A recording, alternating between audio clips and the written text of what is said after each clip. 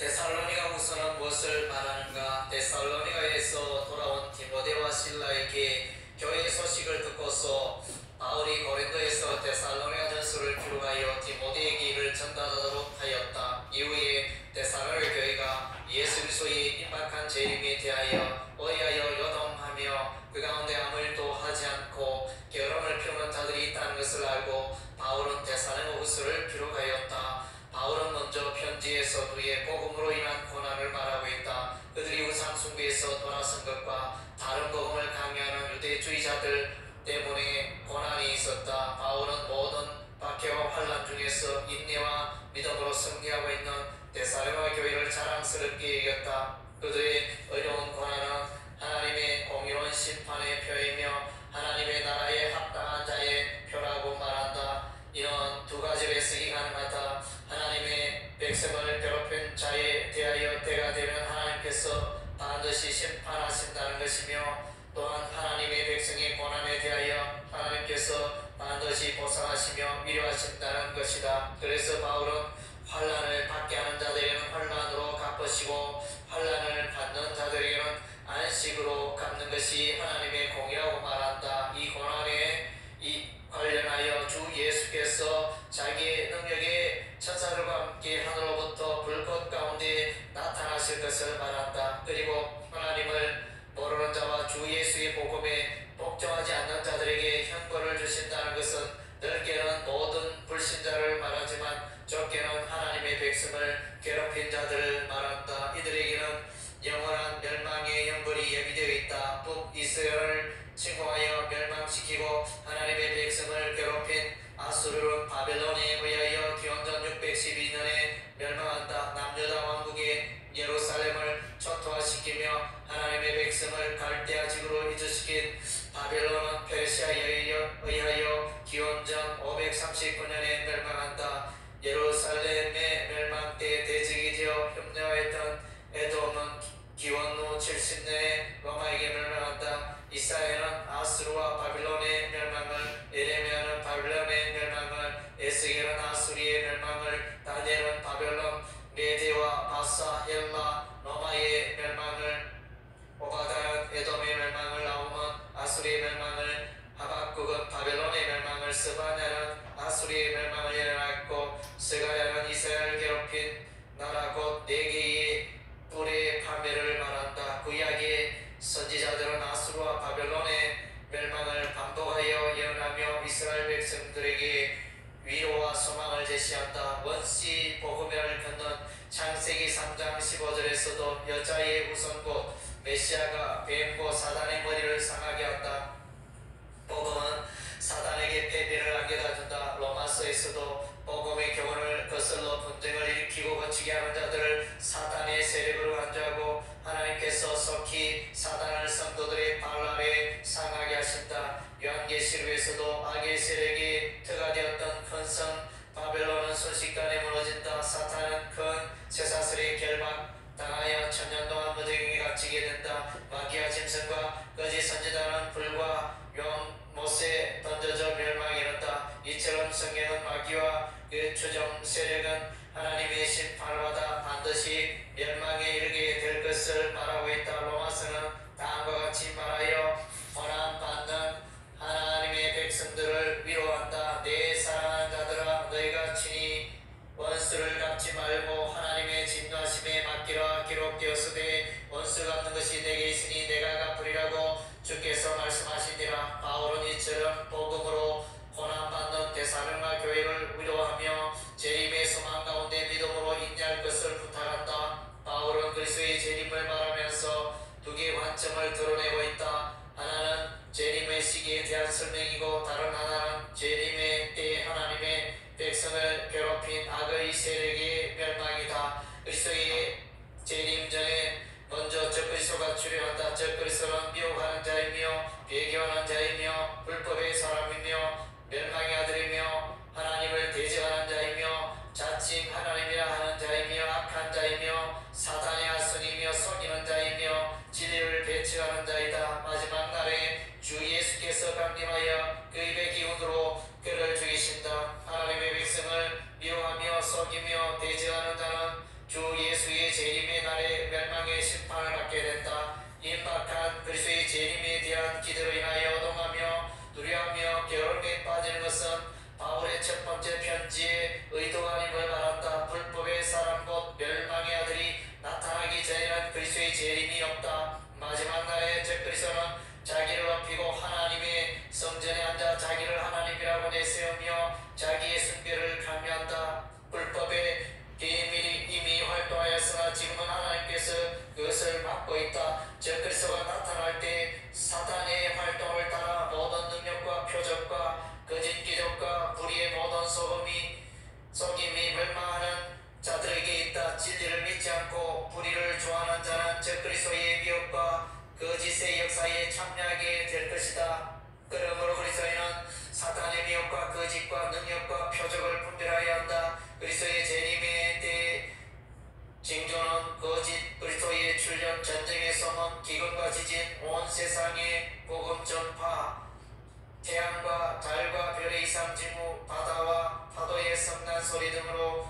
나타난다. 그리스도의 재림의 날은 하늘의 천사도 모르고 아들도 모르고 오직 하나님 아버지만 아신다. 그래서 오늘날 그리스도의 재림의 날짜를 특정하여 예언한 자들의 주장은 기본적으로 성경의 내용과 배치가 되는 것이다. 성경은 그리스도의 재림의 날짜를 정확하게 맞추라고 말하지 않고 그날을 사모하며 근신하며 깨어있으라고 한다. 주님이 다시 오시는 날은 세상의 불신자들에게는 재앙과 애곡의 날이 될 것이지만 그리스도인들에게는 영광과 기쁨의 날이 된 것이다. 데살로니가 교회는 처음부터 하나님의 택하심을 입었고 성령의 역사로 생명과 거룩에 참여하였고 예수 그리스도의 십자가의 진리를 믿어 구원을 얻었다. 데살로니가서의 특징은 1장 1절, 1장 2절, 1장 12절, 2장 16절, 3장 5절에서 하나님 아버지와 예수 그리스도가 짝으로 함께 나타난다. 이는 고난 당하는 데살로니가 교회에 하나님의 함께하심을 보여주는 것이다. 하나님께서 복음으로 고난받는 자에게 영광스러운 미래를 약속하신다. 생각하는데 현재의 고난은 장차 우리에게 나타날 영광과 좋게 비교할 수 없도다. 아멘.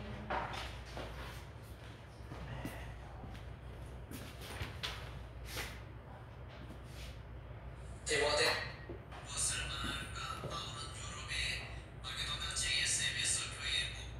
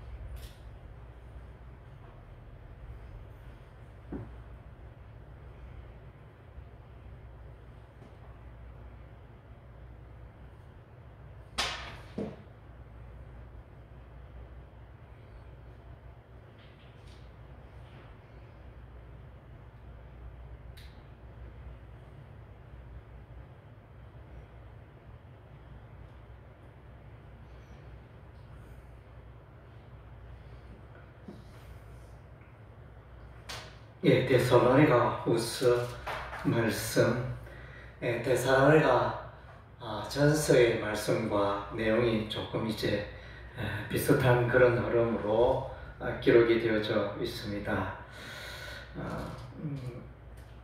먼저는 이제 데살로니가 교회의 환란에 대해서 말해주고 있습니다. 여기서 이제 환란이라 하면 유대인들이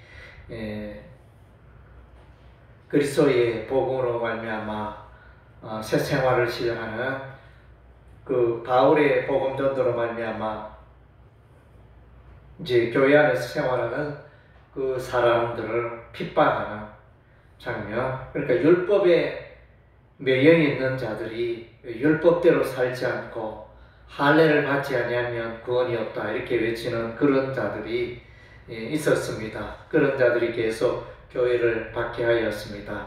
그래서 이제 사도행전에 보면 데살로니가에서 바울이 복음을 전하였는데 이 유대인들의 해방과 박해로 말미암아 다시 베리아로 쫓겨나는 그런 장면이 나타납니다. 그래서 이제 그 이후로 개설하여 데살로니가 교회에 이와 같이 바울의 복음을 반대하고 자기들만의 율법 중심의 그런 유대교를 강조하는 그런 세력들로 말미암아 오는 그런 환란이라고 보여집니다. 그래서 바울 자신도 개인적으로 복음을 전하는 데 있어서 이들로 말미암아 늘 환란을 당하였고 또 데살로니가 교회도 역시 이제 바울과 동일한 이런 이제 환란을 겪고 있는 것입니다.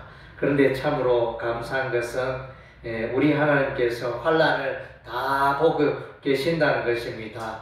하나님은 성도들의 그 복음을 위한 진리를 위한 그 환란을 다 보고 계신다는 것입니다. 그래서 환란을 받게 하는 자들에게는 환란으로 갚으시고 또 환란 받는 우리에게는 안식으로 갚아주시는 하나님의 은혜를 보게 되어집니다. 그래서 이제 이들은 복음, 바울이 말하는 이 복음을 잘 모르고 있는 것 같습니다. 그래서 8절과 9절에 보면 하나님을 모르는 자들과 우리 주 예수의 복음에 복종하지 않는 자들에게 형벌을 주신다. 이들을 향한 하나님의 형벌을 말해주고 있습니다. 그리고 재림에 관하여 데살로니가 이 전서와 데살로니가 후서의 계속하여 특징은 가장 뚜렷한 특징 중에 하나는 이제 예수 그리스도의 재림에 관하여 말해주고 있습니다. 아주 소중한 내용들을 예수 그리스도의 재림에 대해서 쭉 같은 내용을 말씀해주고 있는데 데살로니가 전서에서는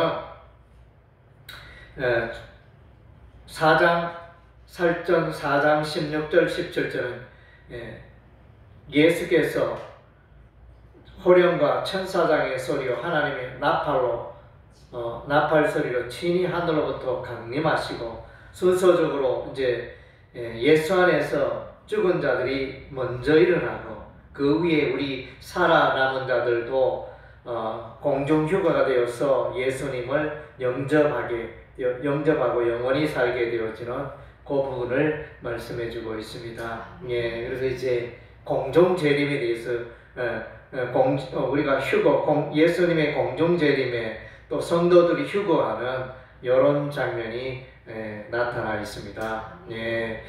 그리고 순서적으로 죽은 자들이 먼저 일어나고 그 다음 이제 살아남은 자도 이렇게 올려지는 이런 이제 모습을 재림에 있어서 중요한 우리가 자주 예수 그리스도의 재림이라 하면 이 말씀을 자주 인용하죠. 그리고 이제 예수님의 재림이 도적같이 갑자기 혼련이 온다는 거죠. 그래서 데살로니가서 5장 1절 2절에 형제들아 때와 시기에 관하여 너희에게 쓸 것이 없으며 주의 날이 밤에 도둑같이 이를 줄을 너희가 자세히 알기 때문이라. 제가 어렸을 때는 이제 시골에 밤중에 개 짖는 소리가 들리고 이러면 다음날에 도둑이 와서 쌀가마니를 훔쳐갔다 이런 이제 소문들을 듣기도 하는데 그래서 모두가 잠자고 있는 시간에 이렇게 도둑이 와서 훔쳐가듯이 예수님의 이 재림에 갑자기 혼련이 이르기 때문에 우리가 깨어 있어야 한다는 그런 내용을 데살로니가 전서에서 말해주고 있고 데살로니가 후서에서 말하고 있는 재림에 관한 내용은 특별히 이제 불법의 사람, 멸망의 아들이 나타나고 있다는 것입니다. 다르게 표현하면 적그리스도가 예수 재림 전에 적그리스도가 나타나기 전에는 예수님의 재림이 없다. 그래서 이제 데살로니가 전서의 그 내용을 기초하여 예수께서 오신다, 재림하신다 이러니까 이 데살로니가 성도들 중에는 일부 이제 곧 예수님이 오시는데 일할 필요가 뭐 있노 이러면서 정상적인 생활을 하지 못하고 하던 일을 놓고 이렇게 결함을 피우는 자들이 발생했습니다. 그래서 이제 이런 자들을 향하여 이런 교회에 문제가 생기니까 그것에 대해서 이제 바울이 다시 편지를 쓰는데 적그리스도 예수님이 재림하시는 시기는 적그리스도가 나타나기 전에는 불법의 사람 멸망의 아들이 나타나기 전에는 예수님이 재림하지 않는다. 그래서 그가 나타나서 성전에 앉아 자기가 하나님이라 이러면서 이제 그런 배도하고 배교하는 일이 나타나기 전에는 예수 재림이 없다. 재림의 시기에 대해서 이제 명확하게 말해주고 있습니다. 2장 1절에 보니까 형제들아 데살로니가서 2장 1절 형제들아 우리가 너에게 구하는 것은 우리 주 예수 그리스도의 강림하심과 우리가 그 앞에 모임에 관하여 영어로나 또는 말로나 또는 우리에게서 받았다는 편지로나 주의 날이 이르렀다고 해서 쉽게 마음이 흔들리거나 두려워하거나 하지 말아야 한다는 것이라. 그래서 이제 오늘날도 이제 옛날에 이때 당시에도 그랬지만 그러니까 예수 그리스도의 재림에 대한 시기에 대해서 곧 온다, 2달 뒤에 온다, 3년 뒤에 온다, 뭐 이런 식으로 이제 성급하게 그 어떤 해석하는 그런 부류들이 있었습니다. 오늘날도 이렇게 보면 어떤 사람들 뭐 최근에는 뭐 이렇게 최근은 아니지만 흘러갔지만 이장님 그 목사의 그에 따르는 사람들이 예수 재림 맨날 며칠 예수 재림 마신다 이러면서 이제 그런 날도 있었고 시대마다 걸쳐서 임박한 예수 그리스도의 재림에 대해서 이제 많이 강조했는데 그러나 이제 틀렸습니다. 다 지나갔습니다. 왜 그렇습니까? 그 정확한 시기를 이제 예측하는 것은 불가능하다. 그래서 오직 하나님 아버지만 아는 재림의 타이밍 시기는 하나님 아버지만 알기 때문에 이 시대를 통해서 언제쯤 예수 올 것이다. 이렇게 뭐 예수님의 재림의 때가 가까웠다는 것은 이제 우리가 분명하나 언제 온다 이렇게 단정하는 것은 이제 이렇게 들리기 쉽다는 것입니다. 그래서 그러한 부류들이 있어서 사람들이 동요하고 요동하는 이런 일들이 있었습니다. 그래서 바울은 먼저 배도하는 자가 있어야 한다. 적그리스도가 있어야 한다. 이렇게 말해주고 있습니다. 2장 3절에 누가 어떻게 하여도 너희가 미혹되지 말라. 먼저 배교하는 일이 있고 저 불법의 사람 곧 멸망의 아들이 나타나기 전에는 그날이 이르지 아니하리니 그런 대적하는 자라. 신이라고 불리는 모든 것과 숭배함을 받는 것에 대항하여 그 위에 자기를 높이고 하나님의 성전에 앉아 자기를 하나님이라고 내세우노니라. 아멘. 그래서 오늘날 유튜브에 이렇게 보면 뭐 이스라엘의 예루살렘의 제3성전이 세워진다. 뭐 성전에 관련된 그런 이제 뉴스들은 임박한 뉴스들은 아마 여기 데살로니가서 2장에 그래서 적그리스도가 나타나 내가 하나님이다 이렇게 말하는 그런 자가 있을 것이다. 그런 내용과 이제 맞물려서 예루살렘의 제3성전 건축이라는 그런 기사들도 흘러나오고 있는 것 같습니다. 그래서 이제 이런 적그리스도의 세력 나타날 때 예수님이 오셔서 이러한 자를 폐하시고 멸망시키게 될 것을 이제 말씀해 주고 있습니다. 그리고 이제 바울은 이제 기도 부탁을 하고 있습니다. 끝으로 형제들아 너희는 우리를 위하여 기도하기를 주의 말씀이 너희 가운데서 같이 퍼져 나가 영광스럽게 되고 또한 우리를 부당하고 악한 사람들에게서 건져옵소서 하라. 믿음은 모든 사람의 것이 아니니라. 그래서 이제 바울은 역시 이제 많은 박해를 받고 감옥에 들어가고 이제 많은 이제 고난들을 겪었는데 복음을 방해하는 세력들에 대해서 이제 승리할 수 있도록 데살로니가 교회에 부탁하고 있습니다. 또한 이제 우리가 로마서 15장에도 보면 바울이 로마서를 마감하면서 하여튼 이제 복음을 대적하는 세력들로부터 자신이 지켜질 수 있도록 기도 부탁하는 장면이 나타납니다. 그래서 그 내용을 이렇게 읽어보면 이제 로마서 15장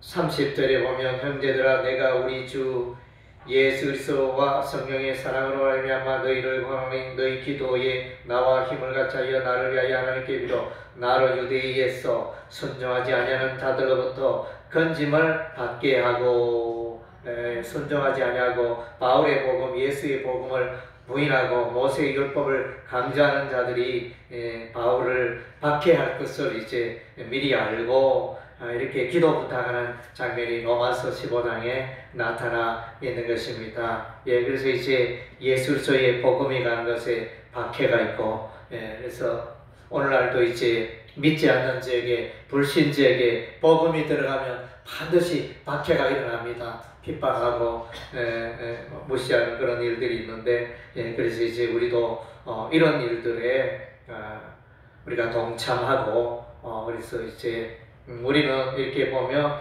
고난 받기를 외면할 때가 피할 때가 참 많습니다. 그래서 복음을 전하면 좋지 않은 말 듣게 되어야 되고 또 부정적인 말, 해방하는 말, 그런 욕도 얻어먹게 되는 이런 상황이 되니까 우리가 자꾸 담대하게 복음을 전하지 못하고 주저할 때가 많습니다. 그래서 이제 사도 바울도 로마서 1장에 내가 복음을 부끄러워하지 아니하노니 이렇게 말하는 장면이 나타나는데 오늘날 우리가 이제 열심히 오늘날 내가 열심히 복음을 전하고 있지 못하다면 내가 복음을 부끄러워하는 것이고 또 한편으로는 내가 복음을 예수 복음 전함으로 내가 욕을 당하고 내가 핍박을 당하고 내 인격이 모독을 당할까봐 이렇게 그래서 이제 우리가 복음을 전하지 못할 때가 많습니다. 복음을 전하면 그가 나에게 어떤 반응을 할까 긍정적이고 좋은 반응보다는 부정적인 반응을 생각하게 되면서 우리가 복음 전도를 자꾸 미루게 되고 그냥 있어버리는 이런 경우가 많습니다. 어쨌든 우리가 이제 오늘날 우리 주변에 예수 믿지 않는 사람들이 많으니까 우리가 이제 담대하게 예수 이름으로 예수 그리스도의 복음을 전하여 그래서 예수 이름으로 나아가고 담대하게 복음을 전파하는 우리의 삶이 되어야 할 줄로 믿습니다. 아멘. 그리고 이제 게으르지 말라. 3장 10절과 11절에 보면 우리가 너희와 함께 있을 때 너희에게 명하기를 누구든지 일하기 싫어하거든 먹지도 말게 하라 하였더니 우리가 들은 점 너희 가운데 게으르게 행하여 도무지 일하지 아니하고 일을 만들기만 하는 자들이 있다 하니. 그래서 이제 이것은 예수 그리스도의 재림의 시기에 대해서 잘못 해석한 결과로 이런 이제 교회 안에 이런 문제가 발생하게 된 것입니다. 그래서 우리 주님 다시 오시는 그날까지 우리는 이제 우리에게 주어진 복음 사역을 또 예수 그리스도의 복음을 전파하는 일에 또 늘 힘쓰고 깨어 있어야 할 줄로 믿습니다. 아멘.